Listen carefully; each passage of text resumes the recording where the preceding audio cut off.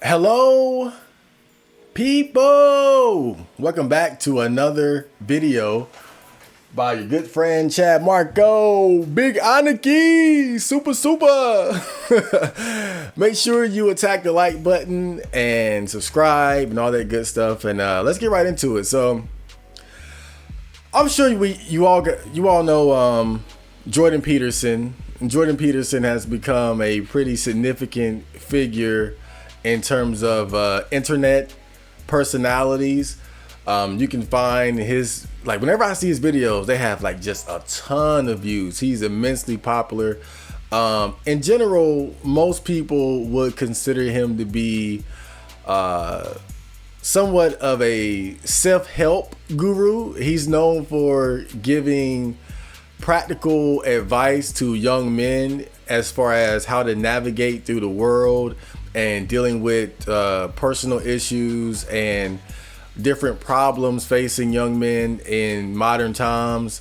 Even myself, just to be clear, I like Jordan Peterson. I think a lot of what, I mean, he's such a marvel to listen to. He's so intelligent. I remember when I was watching him on the Joe Rogan podcast, and it was funny because I looked at the comments and they were saying kind of the same thing that I was saying. Because, you know, when Joe Rogan is interviewing people, he tries to interject. Jordan Peterson's intellect was on such a different level that anytime Joe Rogan tried to put his 2 cents in, he just couldn't really keep up. And I thought that, but the people in the comments, they were saying it too, like, Joe, please shut the hell up. let like Jordan is so smart. But one issue that I've always had with Jordan Peterson is that it seems like when it comes to women, and in particular the issues that are going on between men and women in modern times, you know, you see a lot of things like the red pill community, the Manosphere, MGTOW, incel community, black pill, all these different things. There's a growing number of men who are expressing their frustrations with women, and there's all types of evidence of this where you see more and more men who don't want to get married. You see guys who are kind of opting out of dating, refusing to approach women. You see women even talking about these things like they're not being approached anymore. And, you know, talking about things like hypergamy and female promiscuity. In general, you know, there's a lot of issues going on between men and women. It's like, you can say, like a battle of the sexes, a gender war, if you will. But whenever I hear Jordan Peterson talk about this particular issue, I've always facepalmed and cringed and was just like, oh my God, like, how can somebody who's so intelligent be so off base when it comes to these issues going on between men and women in the modern times? And I've just kind of come to accept it as just something that kind of like a agree to disagree sort of thing, because I don't like to write people off because I don't agree with them on one thing, or like, you don't have to agree with somebody about everything. So I still like Jordan Peterson, but this is something that just, it really blows my mind anytime I hear him speak on it. So I was on R9K and I saw this clip that somebody posted. It was a YouTube short where Jordan Peterson was doing an interview and he was like, talking about the issues between men and women. And, you know, I went ahead and I watched it and I was like, oh my God, this dude, what is going on? But I'm gonna play the audio, fair use. I'm gonna play the audio for you guys and we're just gonna take it from there. And I'm gonna give my opinion of what he had to say about men, the manosphere, and women.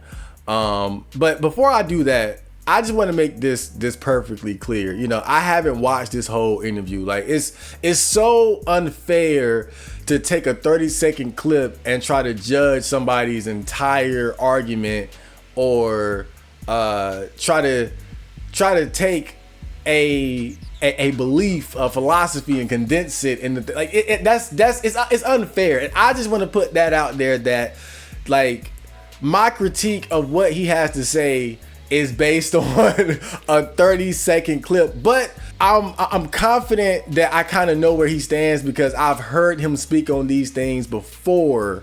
So I know it's just not something taken completely out of context, but still, it's not like I watched the whole interview. This is a 30-second clip, and I want to give, I just want to give the proper context there, and that how really unfair it can be to just judge somebody's stance off of a 30-second clip. But this is what we have to work with, so that's what I'm going to critique. So let's get right into it.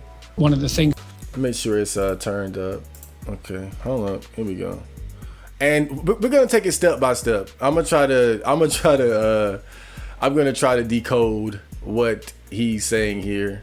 Okay, so let's play the audio clip. as I see problematic in the so-called manosphere online, it's because. So listen to what he's like. We gotta take it step by step, because I think every part is important. Listen to what he said. He says the so-called manosphere. So off the rip, he's already throwing the jab. But when you say so-called, you're already questioning the validity and the credibility of that particular entity, person, or group. And so he says that the so-called manosphere. So obviously he has issue with the manosphere, with the red pill. And you know what? That's fair, because I think at this point it's kind of evolved so much. There are just so many different personalities that claim to be within the manosphere, that are considered to be within the manosphere. And it's like, just for example, my favorite red pill manosphere guy is Coach Greg Adams. That's my guy. But you could consider Andrew Tate to be within the like some people would consider him to be red pill manosphere. But I can see how, like, comparing those two, how they have certain views that are like very different, even like radically different, as far as like how they would coach men to deal with women, right? So it's like within the group of the manosphere, it's not like this perfect group that's just in sync with all beliefs and all thoughts and all. That's just not how it is. So to take issue with the manosphere is not something that I think is particularly bad, because there are certain people within the manosphere that you can look at and say, okay, this is kind of right, because it's grown to that point where it has kind of lost a certain amount of, I don't want to say like moderate, but it's like it's becoming oversaturated, and it's become a way for people to build a platform for themselves, even if they don't even really fully understand or agree with really some of the core beliefs and most important things about being considered red pill manosphere. But all the men who are unsuccessful are clattering on about what's wrong with women. It's like, by definition, there's nothing wrong with women, right? If you're not that's right there. The men who are clattering on about what's wrong with women, by definition, there's nothing wrong with women. That's what Jordan Peterson said. By definition, there is nothing wrong with women. Now, I'm not as intelligent as Jordan Peterson, obviously, but I'ma just go to Google real quick.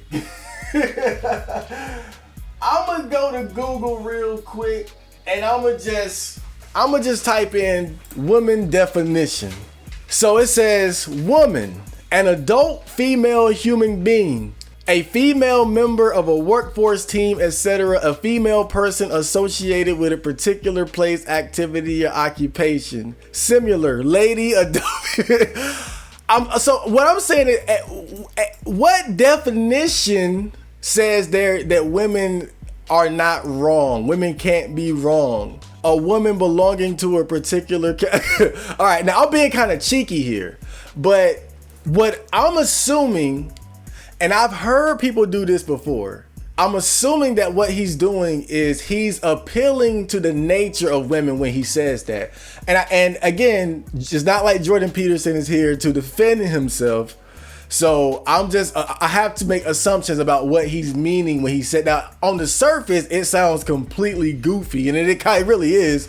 But I think that giving him the benefit of the doubt, I believe that he's making an argument of appealing to the nature of a woman, in that a woman is not wrong in that her nature is telling her to select this or to not select that. I believe that's what he's trying to say, is that it's Mother Nature guiding her decision-making process. But see, the problem that I have when people try to make that argument, the appeal to nature argument, when it comes to how women select their mates, is that they never say the same thing about men. They never appeal to male nature when we have this conversation. It's all about what women want and not what men want. You can't appeal to the nature of women and say, okay, well, look, she's just acting according to her nature, so what she's doing is not wrong. You can't do that and then exclude that same rule from men, because we're, at the end of the day, we're all animals. We're all living organisms. We're male and female, but we're still human beings. If women are a slave to Mother Nature and their own habits and nature or whatever, then we are just as susceptible to that. So you can't sit here and say women by definition are not wrong, because then you would have to also say men by definition are not wrong in how we select or what we want.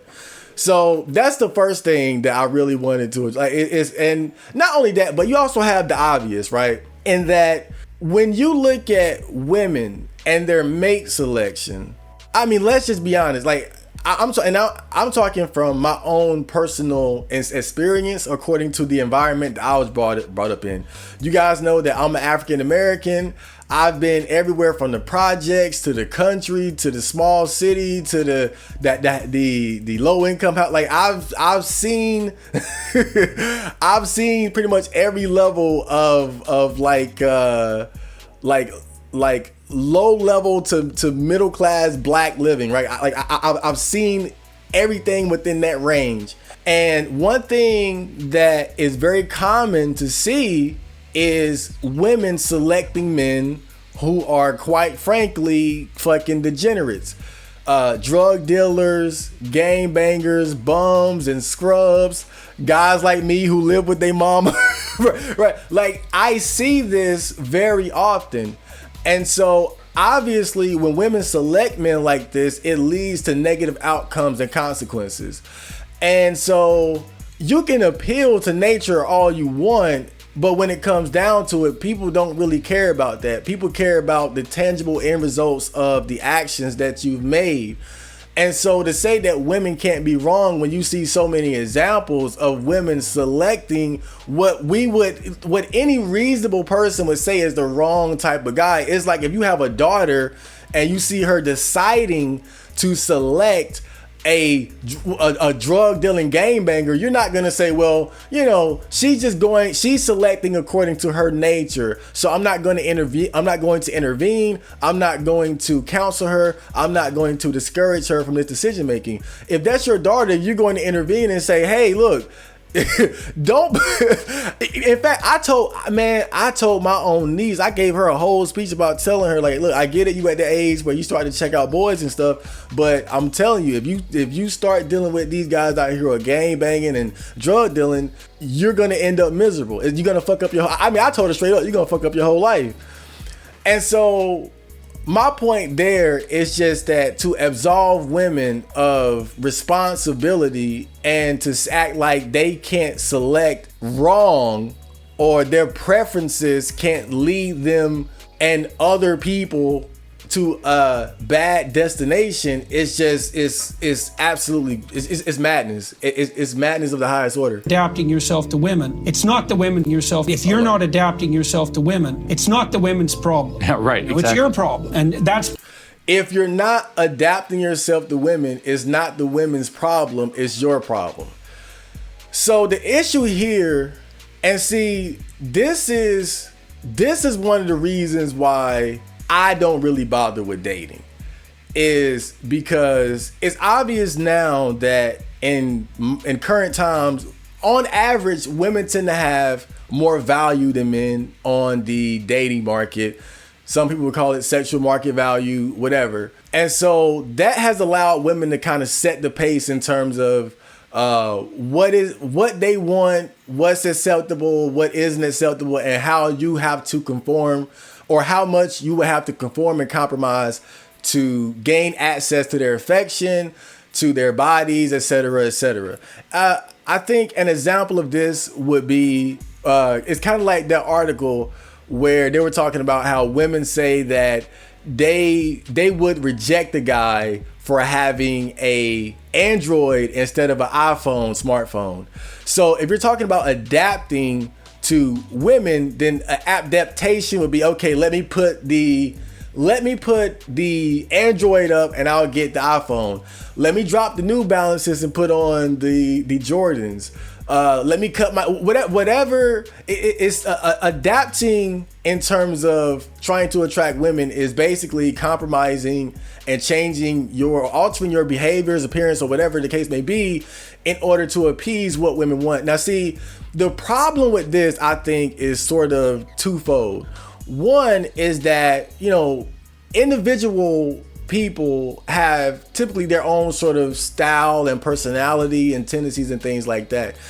And so we live in a world where people are in general encouraged to be themselves. I mean, that's something that I've always lived by, and to stay true to who they are and whatnot. And so when you look at what women want and what you would have to do to adapt to what they want, like look at, again, going back to my environment, I would be considered more attractive if I was a gang banging, drug dealing thug. This is an objective fact.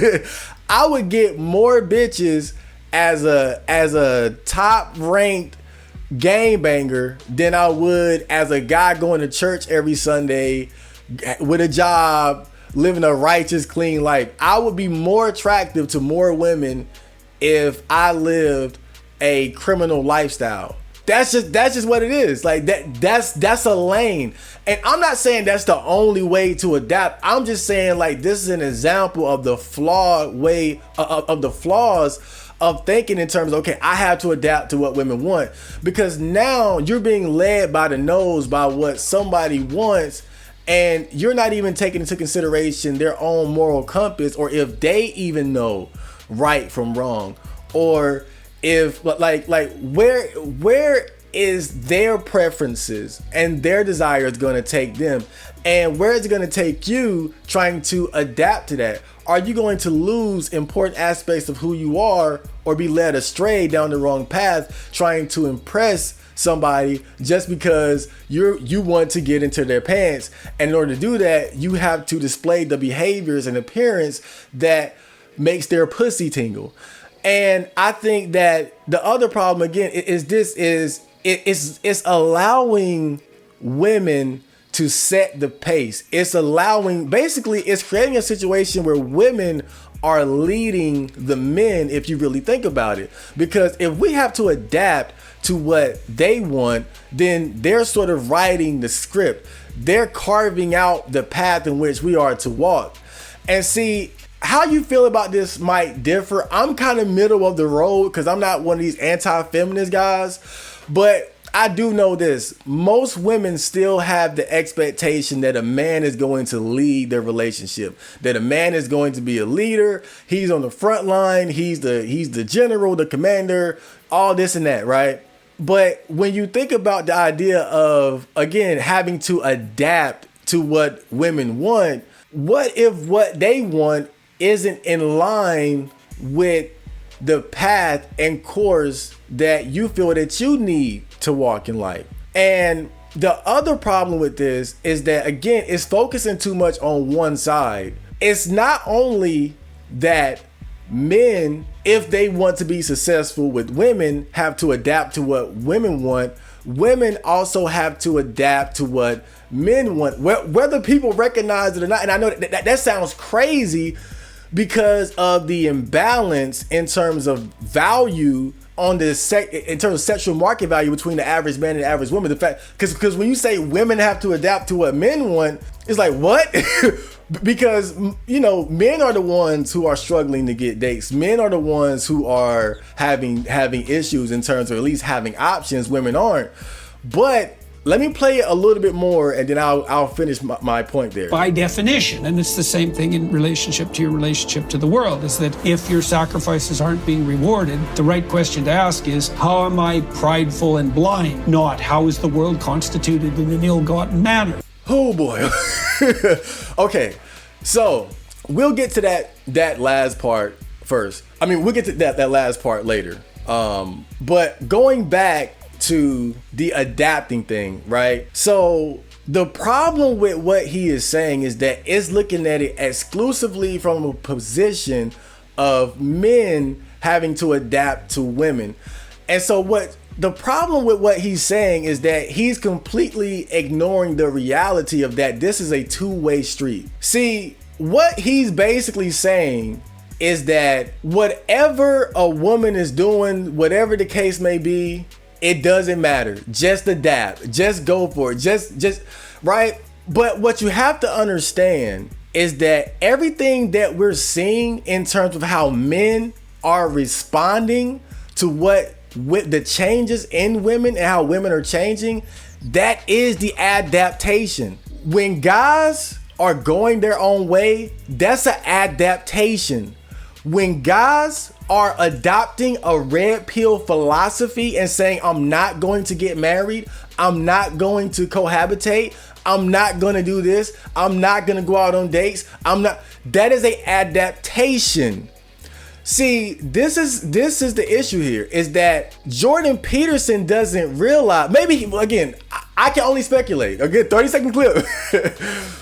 But what he doesn't realize or want to realize is that men are already adapting and responding to the changes in that women are undergoing. But he doesn't want to accept that. He wants, see, this goes all the way back to that video I put out maybe like over a year ago, where it was the video, the battle of the sexes or the gender war or something like that, where I basically was talking about how the problem that we have when we have this conversation about these issues between men and women is that people have this expectation for men to continue to be traditional while women no longer have to, while women are no longer expected to be traditional themselves. And I was explaining that that's simply not going to work. Men being traditional and women being traditional is based on mutual sacrifice. So if women stray from the traditional role, men are going to as well. And that is the adaptation. But for Jordan Peterson, it's not the adaptation that he wants to see. So he rejects it.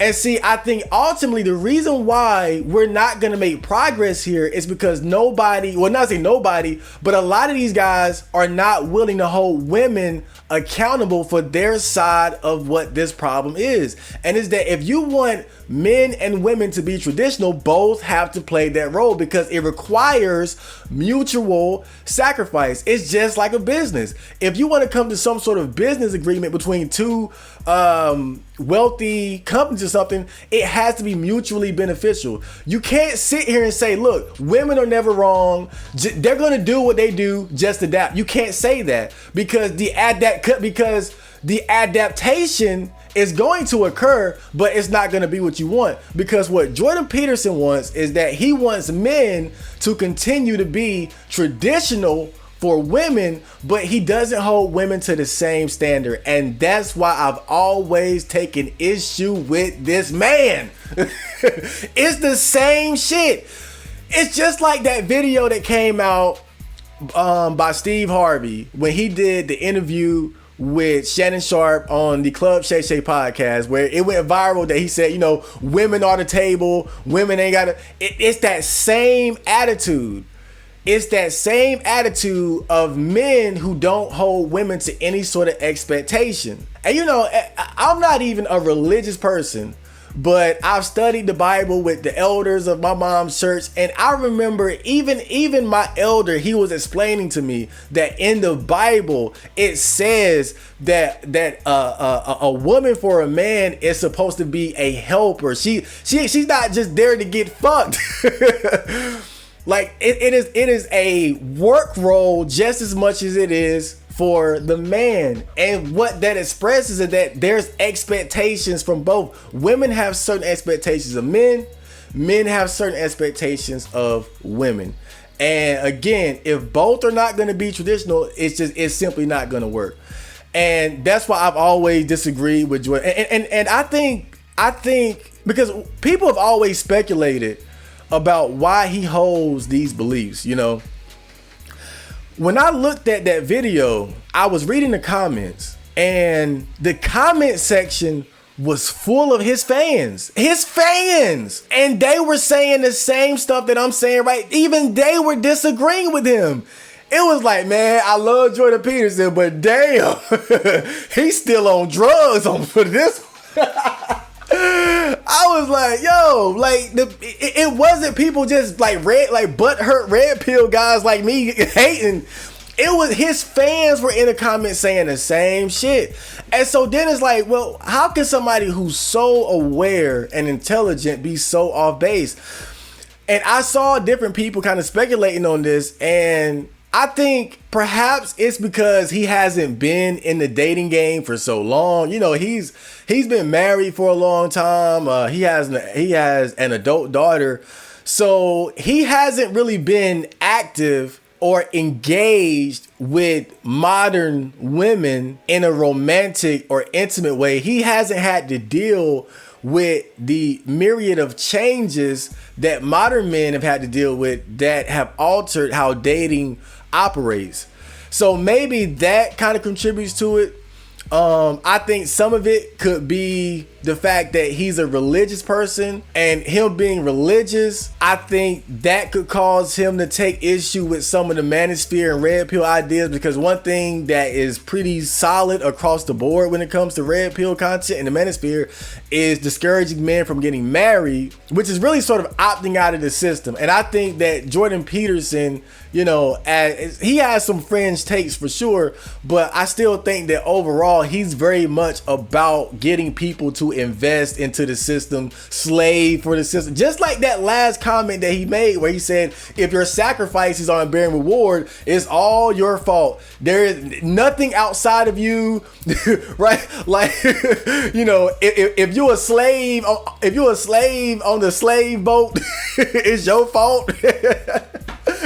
You know what I'm saying? If you got wrongfully accused of murder, how's your pride got in the way? How's your pride got you locked up when you were wrongfully accused? You know, again, it's just this ultra self-sacrificing attitude of just you know, everything is on me, everything is on my shoulders, nothing outside of me could do me wrong or go left, it's all my fault sort of mentality. And I can see the benefit of that to a certain extent in terms of taking responsibility. But and it's just like I said before, what he doesn't understand is that in a way, the way men have responded to the changes in women, that is the adaptation, that is them taking responsibility for their own lives. I want to be happy. I don't want to lose half of my resources in a divorce settlement. I'm not going to get married. That's adaptation. That's taking responsibility. That's taking action, but that's not the action that he wants to see. You know, he wants you to put on the blindfold. He wants you to roll the dice. I mean, that's really what it is. He wants you to roll the dice. So I have a picture here. Before I get out of here, I've been here too long. I want to read this picture. So this picture is has a quote from Ted Kaczynski, you know, the Unabomber, who recently passed away. I did a feature on him on the podcast, and he has a quote that a lot of people says describes Jordan Peterson perfectly. And it says, the university intellectuals play an important role in carrying out the system's trick. Though they like to fancy themselves independent thinkers, the intellectuals are the most over-socialized, the most conformist, the tamest, and most domesticated, the most pampered, dependent, and spineless group today. As a result, their impulse to rebel is particularly strong, but because they are incapable of independent thought, real rebellion is impossible for them. Consequently, they are suckers for the system's trick, which allows them to irritate people and enjoy the illusion of rebelling without ever having to challenge the system's basic values. I hate to say it. I like Jordan Peterson, but I think this describes him to a motherfucking T. I'm sorry. And I read, when I read Ted Kaczynski's manifesto and I got to that part, I was like, yo, I thought of him. And then I found this picture later. But remember what I said earlier, though. Remember what I said earlier about what Jordan Peterson's thing is about, getting people to invest into the system. We had a thread on R9K a little while back where people were having a conversation. Why do some people get upset about other people not wanting to have kids, about other people wanting to be child free? And I made a post that people generally agreed with, which was that having kids is like the biggest sign of investing into the system. When you don't have kids, it's almost like having kids is like a tax that you can opt out of.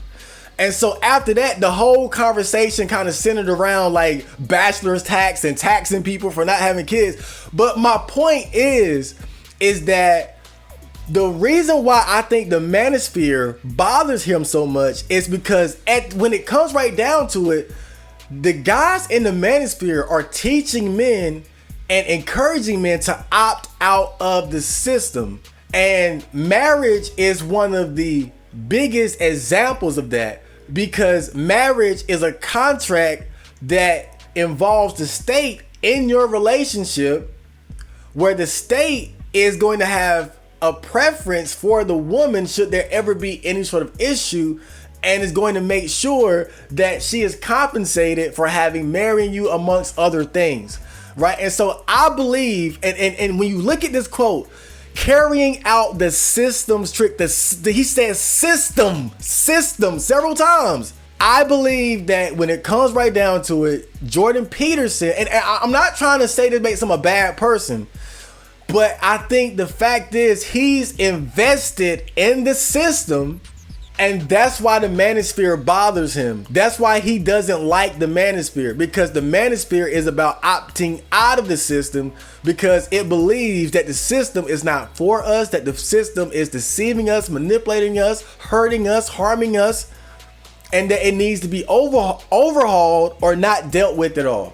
And I believe ultimately that's really what it comes down to. Jordan Peterson is someone, he's very intelligent, but when it comes right down to it, he is invested and in line with the system and its basic values. And when you look at how he doesn't hold women accountable for much, what is that in line with? That's in line with gynocentrism. That's in line with feminism, female empowerment. That's in line with the direction that we're going in terms of women being prioritized over men. And I just want to reiterate, I'm not an anti-feminist. I don't give one damn about it. I'm just calling it how I see it. So that was my video. I hope you guys got something of value out of that. With all that being said, though, again, I still like Jordan Peterson. He's a very smart guy. It's just, like I said, he's a system baby. That's just what it is. He loved the system, and he want to make it work, and he's not for people opting out of it or going their own way or trying to deal with women differently. Like, he's just not for that. You know, he's about whatever women are doing.